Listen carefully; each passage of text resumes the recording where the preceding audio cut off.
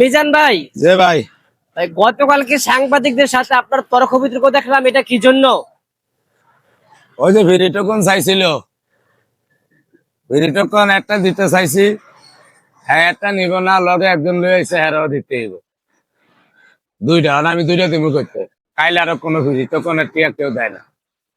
আমার গাড়ির তো আমি 30 জন খাওয়াইছি, পরে জিদ করে নিজে টিয়া দিয়ে এই দুইটা টোকন লইছে কিনা, কিনা গোস্ত 3 পিস করে বলে লইছে।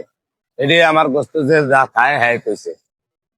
আর ওই ভাতের বেলে থিয়াই উল্টা রিবুলন শুরু করে দিছে। হ্যাঁ আবার ইউটিউবার আছিল কয়েকটা, 7 জনের দ্বারা বইয়া তাই হেমাতা খাইতে বসে।